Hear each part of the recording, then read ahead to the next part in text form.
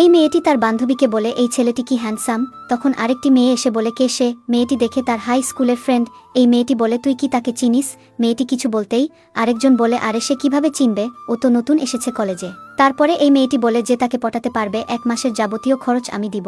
এই মেয়েটি রাজি হয় এবং কিছুক্ষণ পরেই সে ছেলেটিকে ফোন দিয়ে তার বাজির ব্যাপারে বলে।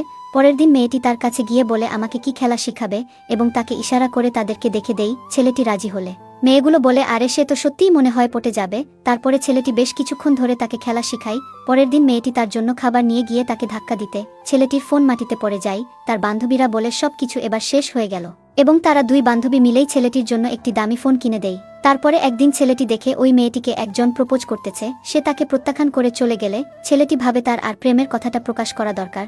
তার কয়েকদিন পরে মেয়েটি ছেলেটিকে একটি চিপস কার্ড দিয়ে বলে, যাও সবকিছু রেডি করা আছে, শুধু বুঝিয়ে বলো। ছেলেটি প্রজেক্টরে লাগিয়ে সবকিছু বুঝিয়ে দেওয়া শেষ হলে মেয়েটি ও ছেলেটি একসাথে আগে যে সব সময় কাটিয়েছে সে সবের ভিডিও চলে আসে। তখন সবাই জেনে যায় তাদের প্রেমের কথা। আসলে ছেলেটি চালাকি করে সেই চিপস কার্ডটি আগেই পাল্টিয়েছিল। তখন তার বান্ধবীরা বলে, আমাদের খরচ ও মোবাইলের টাকা ফেরত দে। ছেলেটি তখন হেসে ওঠে।